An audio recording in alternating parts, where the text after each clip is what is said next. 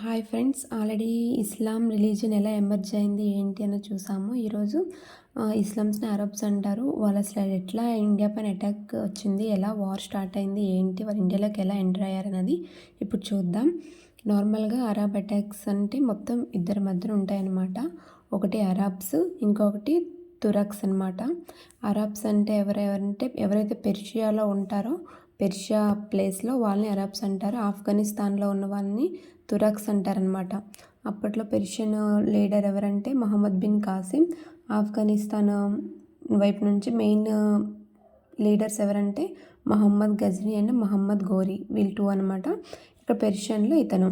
ఇప్పుడు నార్మల్గా స్టోరీ ఏంటంటే, ఇటు రెడ్ సీ ఉంటుంది, వెంటనే పెర్షియన్ ప్లేస్, మధ్యలో మళ్ళీ Sindhu sea, next Sindhu place. సింధులో ఒక ప్రొవిజన్ అయిన తెబాల్ ప్లేస్ అనమాట, ఒక ప్లేస్ తెబాల్. అక్కడ ఇండియా, శ్రీలంక మొత్తం. ఇప్పుడు మామూలుగా పెర్షియన్ కింగ్ ఎవరంటే ఆల్ ఇజాజ్.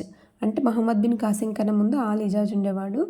తర్వాత సింధ్ ప్లేస్లో కింగ్ ఎవరంటే దాహీరు, వాళ్ళ వైఫ్ రాణిబాయ్, వాళ్ళ సన్ ఆనందపాలుడు, అతని దగ్గర పనిచేసే మిలిటరీ హెడ్ ఉంటాడు కదా, సైనిక అధికారి, అతను మూక. ఇంకా అతని డాటర్స్ ఎవరంటే సురల్లాదేవి, ఇంకా పరమాలాదేవి. ఇంకా ఇండియా, శ్రీలంక యొక్క రూలరు సింహాల రాజు. ఇప్పుడు అసలు స్టోరీ ఏంటంటే, ఈ పర్షియన్ రూలర్ ఉన్నాడు కదా ఆల్ ఇజాజ్ ఏంటంటే శ్రీలంక నుంచి పెర్షియన్కి ఒక షిప్ని పంపిస్తున్నాడు అనమాట, పెర్షియన్ షిప్ని. అది ఇటువైపు శ్రీలంక త్రూగా ఇటువైపు వెళ్ళేటప్పుడు తెబాల్ ప్లేస్ వద్ద ఉన్న కొంతమంది ఆ షిప్ని ఆక్యుపై చేసుకుంటారు, దాడి చేసి దానిలో ఉన్న ఖజానా మొత్తాన్ని తీసుకుంటారనమాట. అప్పుడు ఈ విషయం ఎవరు తెలుస్తుంది, ఆల్ ఇజాజ్కి తెలుస్తుంది. వెంటనే ఆల్ ఇజాజ్ ఏం చేస్తాడంటే, అతని యొక్క ఇద్దరు సైనికులు ఉంటారు కదా, వాళ్ళలో బుద్దయ్యును ఉబైదుల్లా వీళ్ళిద్దరిని దాహిర్ వద్దకు పంపిస్తాడు. మాకు ఎలా అయినా మా నౌక, అదే వాళ్ళ యొక్క షిప్ ఇక టేబుల్ ప్లేస్లో వాళ్ళు ఆక్యుపై చేసుకున్నారు, సో మాకు ఎలా అయినా సరే మళ్ళీ మా యొక్క ఖజానా మొత్తాన్ని మీరు చెల్లించాలి అని చెప్పి వీళ్ళిద్దరిని పంపిస్తాడనమాట దాహిర్ వద్దకు, సింధ్ రూలర్ అయిన దాహిర్ వద్దకు. కానీ దాహిర్ ఏం చేస్తాడు, వాళ్ళిద్దరిని చంపేస్తాడు. చంపిన వెంటనే ఇంకా ఆల్ అజీజాకి కోపం వచ్చి అతన్ని సన్నిన్లా, అల్లుడు లేదా మేనల్లుడు అయిన మొహమ్మద్ బిన్ కాసిమ్ని దాహిర్ పైకి పంపిస్తాడనమాట అటాక్ చేయమని. ఇంకప్పుడు ఏం చేస్తాడంటే దాహిర్ వాళ్ళిద్దరి మధ్యన జరిగిన అటాక్ని ఏమంటారంటే రేవర్ వార్ అంటారనమాట. ఇప్పుడు ఈ కాసిం సింధు నదిని దాటి సింధ్ ప్లేస్కి రావడానికి హెల్ప్ చేసిన పర్సన్ ఎవరంటే, అతని దగ్గర ఉన్న సైనికాధికారి ఉన్నాడు కదా మూక. ఆ మూక ఏం చేస్తాడంటే ఈ కాసింకి హెల్ప్ చేస్తాడు సింధు నది దాటి, సింధు రివర్ని దాటి సింధ్ ప్లేస్కి రావడానికి. అప్పుడు ఈ మోక హెల్ప్తో ఈ మొహమ్మద్ బిన్ కాసిం దాహిర్ పైకి అటాక్ వెళ్తాడు. ఆ వార్ని రేవర్ వార్ అంటారు.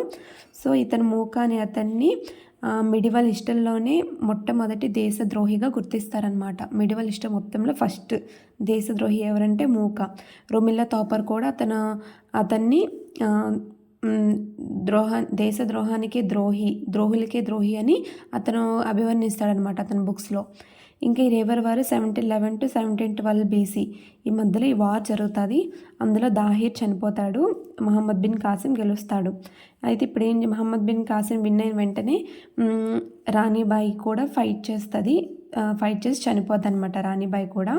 తర్వాత అతని కుమారుడైన ఆనందపాలుడు ఏం చేస్తాడంటే, ఇంకా తప్పక పెర్షియన్స్ అంటే ఇస్లామ్స్ కదా, సో ఇస్లాం రిలీజియన్ని తీసుకుంటాడు. ఇంకా అతని డాటర్స్ అయిన సుల్లాదేవి, పరిమళదేవి వీళ్ళిద్దరిని అప్పటి ఇస్లామ్స్కి హెడ్ ఎక్కువ ఉంటారు, హెడ్ అంటే టాప్ వాళ్ళ ఖలీఫాస్. ఆ ఖలీఫా అయిన వాలిద్ టూకి గిఫ్ట్గా వీళ్ళ ఒక డాటర్స్ని ఇచ్చేస్తాడు ఈ మొహమ్మద్ కాసిం. తర్వాత అక్కడితో ఆ వార్ ఎండ్ అయిపోద్ది. వాళ్ళు ఇంకా సింధ్ ప్లేస్ని ఆక్యుపై చేసుకుంటారు, అంతా అయిపోద్ది. ఇప్పుడు ఏంటంటే ఈ ఆల్ ఇజాజ్ తర్వాత మొహమ్మద్ కాసిం రూల్ చేస్తున్నాడు. ఇప్పుడు ఈ కాసిం ఏమో జిజియా ట్యాక్స్, ఫస్ట్ అసలు ఇండియాలో జిజియా ట్యాక్స్ని ఇంట్రడ్యూస్ చేసింది మొహమ్మద్ బిన్ కాసిం అనమాట. జిజియా ట్యాక్స్ అంటే ఏంటంటే ఫర్ నాన్ ముస్లిమ్స్, ఎవరైతే ముస్లిమ్స్ ఉంటారో నాన్ ముస్లిమ్స్లో బ్రాహ్మణ్స్ ఉండరు, మిగతా రిలీజియన్స్ అందరూ ఉంటారనమాట. ఆ తర్వాత జిజియా ట్యాక్స్ని ఒక రిలీజియస్ ట్యాక్స్గా వేసింది ఎవరంటే అల్లావుద్దీన్ ఖిల్జీ. రిలీజియస్ ట్యాక్స్గా ఇంట్రడ్యూస్ చేసింది అలావుద్దీన్ ఖిల్జీ అనమాట. నెక్స్ట్ ఫిరోజ్ షా తుగ్లక్ ఉన్నారు కదా, ఇతను ఏం చేశాడంటే ఈ జిజియా ట్యాక్ని ఇంతకుముందు బ్రాహ్మణ్స్ లేరు, ఆ తర్వాత బ్రాహ్మణ్స్ పైన కూడా ఇంట్రడ్యూస్ చేశాడు. ఈ జిజియా ట్యాక్స్ని ఇంపోజ్ చేశాడు అనమాట. ఎవరు? ఫిరోజ్ షా తుగ్లక్.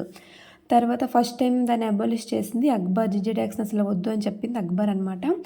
అక్బరు చనిపోయిన తర్వాత మళ్ళీ ఔరంగజేబ్ ఏం చేస్తాడంటే మళ్ళీ రీఇంట్రడ్యూస్ చేస్తాడు జిజియా ట్యాక్స్ని. అక్కడితో అయిపోకుండా ఔరంగజేబ్ చనిపోయిన తర్వాత మళ్ళీ ఫైనల్లీ అసలు జిజియా ట్యాక్స్ని కంప్లీట్గా అబాలిష్ చేసిన పర్సన్ ఎవరంటే బహదూర్ షా 1. ఇది ప్రెజెంట్ ఇక్కడ నుంచి ఇంపార్టెంట్ అనమాట. జిజియా ట్యాక్స్ గురించి ఎవరు ఏంటి టైం లైన్, ఎవరు ఎప్పుడు ఇంట్రడ్యూస్ చేశారు, అబాలిష్ చేశారు అన్నది. నెక్స్ట్ మనం మహమ్మద్ గజ్నీ యొక్క అటాక్స్ ఇండియా పైన ఎలా ఉన్నాయి, వాళ్ళ వార్స్ ఏంటి అన్నది మనం నెక్స్ట్ చూద్దాం.